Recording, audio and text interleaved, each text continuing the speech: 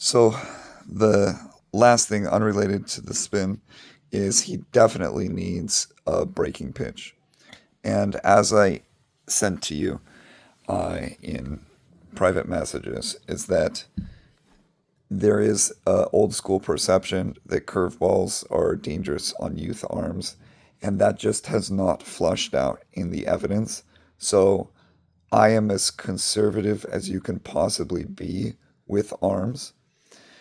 As I mentioned before, is that there were some studies that showed a correlation between those youth pitchers who threw curveballs and an increased risk of injury.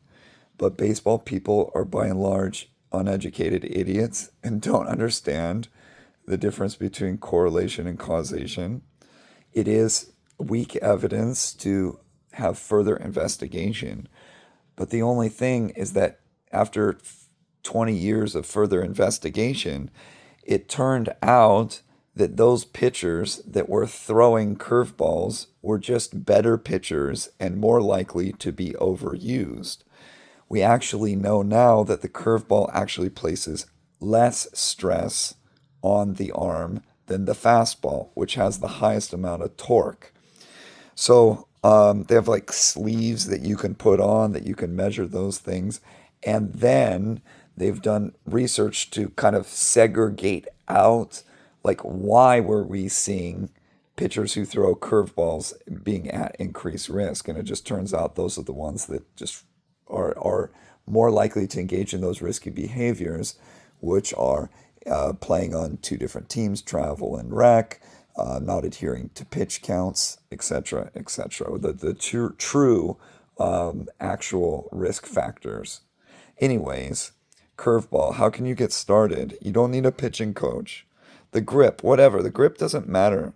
Just put your middle finger on that seam right here, and then this is your use, and then your thumb completely opposite. So just like cut the baseball in half, like with your thumb and your middle finger. Those are the important ones.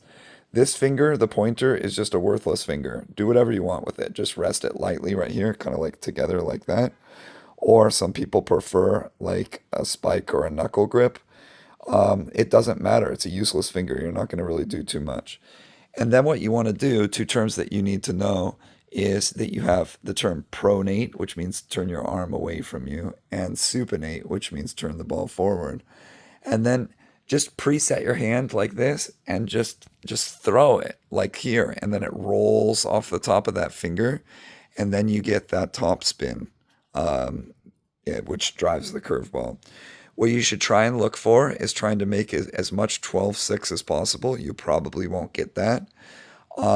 This would be example 12-6. You're given his fastball spin axis being at 130, you'll probably get the exact opposite of that, which that break being kind of like down and away, which is pretty typical.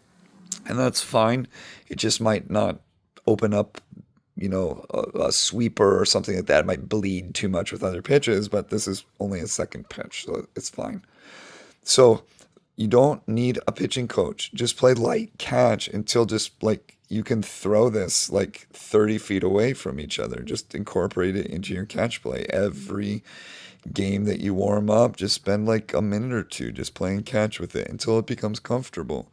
And then over time, it becomes more and more comfortable. And then you can start to incorporate it for when you're ahead in the count, oh, 2 counts, something like that. Try for strike three on it.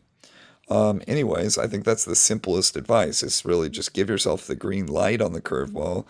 There's a grip, even though it doesn't matter. Grab any seam, supinate your hand, keep it supinated, squeeze hard, cut the ball in half, and just throw it with that karate chop action.